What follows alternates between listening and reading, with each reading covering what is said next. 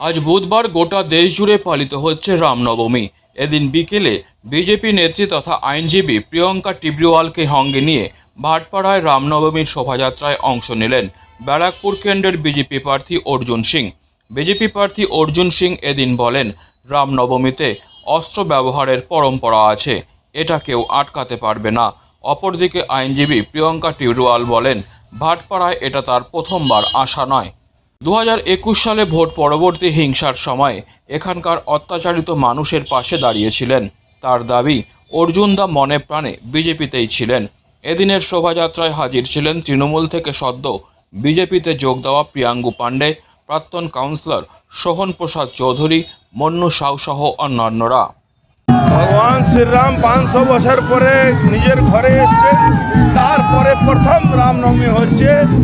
এটাতে মানুষ অনেক খুশি হর্ষ উল্লাস করছে।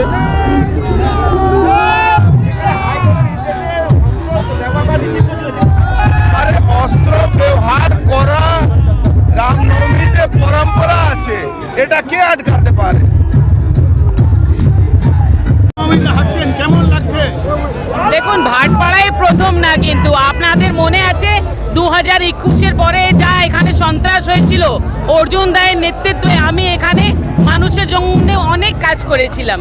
তো আজকে এই রামনবমীর উৎসবে এসেছি, আমার ভাই দাঁড়িয়েছে, এর থেকে বড় তো আর প্রশংসার জিনিস কিছু হতে পারে না। অর্জুন দা মন থেকে প্রাণ থেকে সবসময় বিজেপিতেই ছিল। Disclaimer. This channel may not promote any violent, harmful or legal activities. All content provided by this channel is meant for an educational purpose only.